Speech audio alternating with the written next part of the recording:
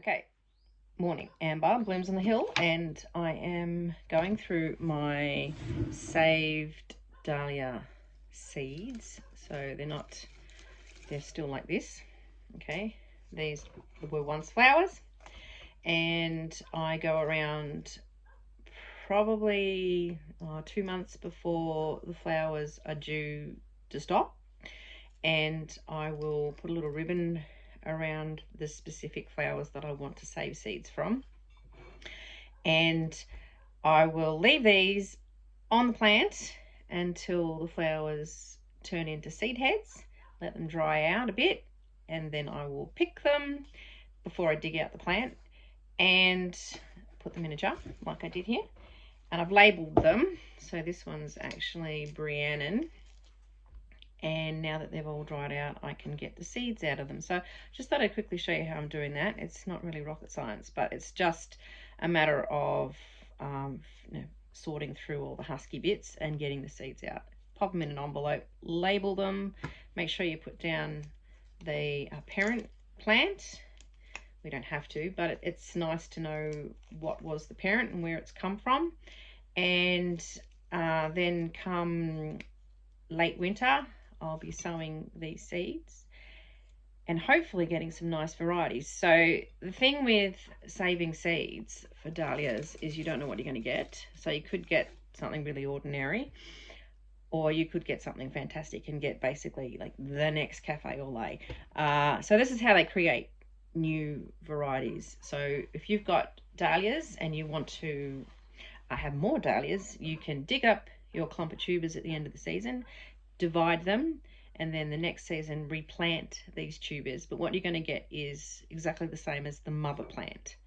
Okay, you can also reproduce or get more dahlias by taking cuttings. So in the late winter to early spring, you could plant your tubers in a pot, and then when it shoots, you can cut off the shoot. So take a cutting, which you can then put in a pot, and hopefully it will strike, and so you can get another plant that way. That plant will also be the same as the mother plant. Okay, but the way to get the different varieties is through saving the seeds. So what will happen is you have a plant over here, a plant over here. A little bee will visit one plant, gets pollen on its legs, go and visit another plant, and then of course through pollination you'll end up with a combination of these two flowers. So you can do it by hand. You can cover your flowers with little organza bags, or whichever way you choose to do it, but cover them so that they can't be pollinated by the bees.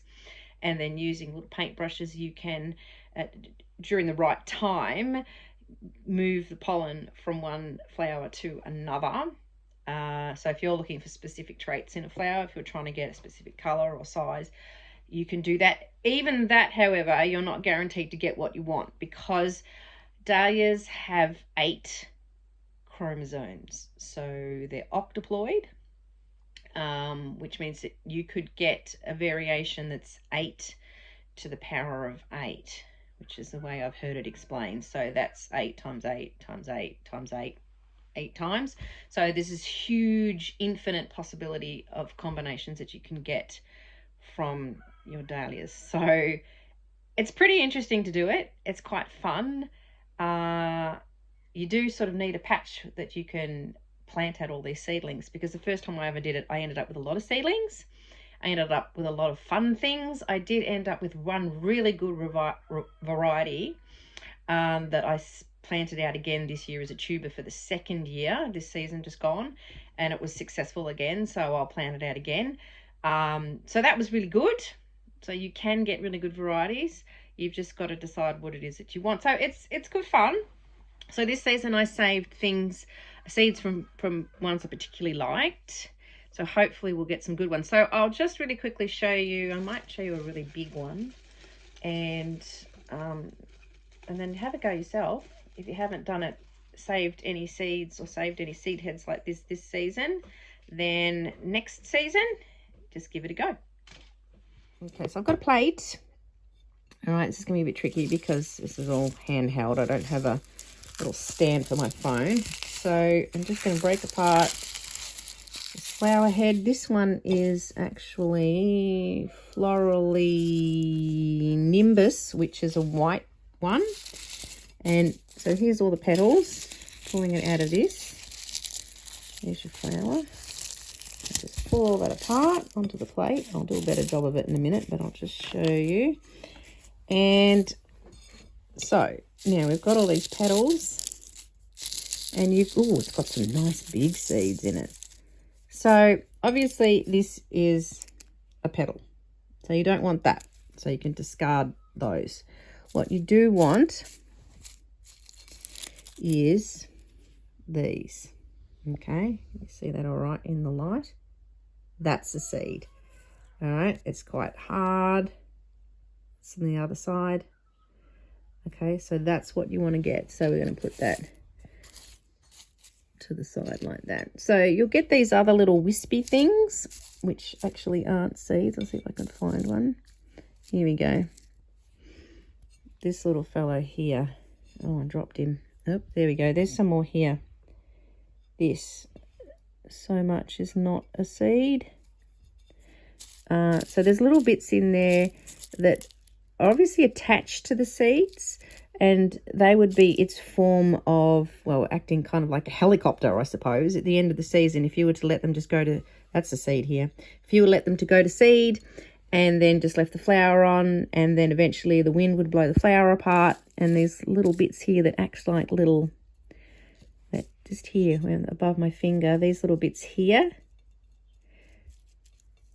they would help carry the seed off with the wind and disperse it elsewhere. So the whole job of a flower is to attract the bees, obviously, so it's pollinated, so it then creates fertile seed like this, and then the part of the little bits there, and I don't know what they're called, they have a specific name, they act as I said, like a little helicopter to carry the seed off and disperse it so the plant can reproduce. So isn't nature wonderful?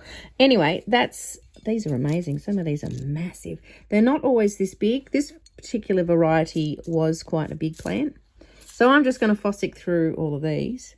Yeah, as I said, like the flower was a big flower head, so some nice big seeds. So all I'm going to do from here is just go through them all. I've still got lots more varieties to go through. I'm in my kids' schoolroom, so it's quite messy. And I might actually go back inside where it's warm up, but it takes a little while, but it's certainly worth it. And then I'll just put all these in an envelope, label them. I'm putting down the name of the parent flower and when I collected it. And then I'll start all of these in trays, probably in August, okay? And I'll most likely start them in the house where it's warmer. If I had a heated greenhouse, that's where I'd start them. But there we go. That's all there is to it. Saving seed. Lots of fun. Anyway, that was just a super quick seed saving. It's not hard at all. It's really not hard. And you can get some good things. Some people, like a lot of breeders, they'll grow out their seeds and get the little plants. And as soon as it flowers, and if they see it's no good, rather than wasting a whole season on caring for that plant, they'll just rip it out. The first year I saved seeds, I didn't do that. I had a whole row, and in fact, I think I had 2 rows. And they were amazing. They got really, really tall, and I was really surprised at how big the clumps of tubers were that they formed. I wasn't expecting that at all. And I was going to keep a lot more than I actually did, but in the end, I only kept 2. One of them, which I call Mummy Pig, that's my nickname from my husband after Peppa Pig. Anyway, I kept Mummy Pig, but it's a bit floppy. The form of it tends to like open a bit too much, but I really love the color. So sort of maybe even as a wedding one, it's not bad. So I'm going to hang on to it for another season and see what it does. Apparently flowers that aren't very sort of strong, I suppose, with their genetics can convert back. So you might get a good one, and then eventually it might end up reverting back to being not so good. But there's breeders that they will grow them on for 3 or 4 seasons. If they're going to end up selling them as a different breed, they'll hang on to them for that long to make sure that they stay true. And then different breeders looking for different things. So, but really you'd want something that's got like a nice long stem. If you're going for flowers for cutting, Obviously color is important and the forms is important. How well it lasts as a cut flower is another thing that you might want to consider if you're going particularly for a cut. And the other thing too is how well your variety will store over the winter. So how well the tubers store. Some definitely don't store as well. They'll all shrivel up and anyway.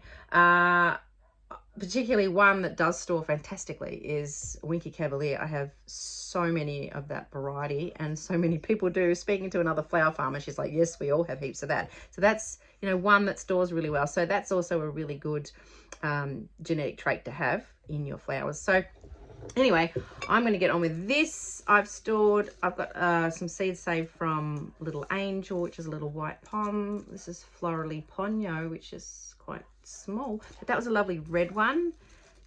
This one is Sugartown Sunrise. I've got Form Bequest. I've got, as I said, Rhiannon. I've got, yeah, Florally Nimbus on the table at the moment. So there's quite a few. Anyway, I'll go through all of these, get them all into envelopes. So yeah, try it. It's easy. And if you get nothing out of it, you don't, but it's, yeah, it's all good. Cool. All right. I'll catch up with you another time. See ya.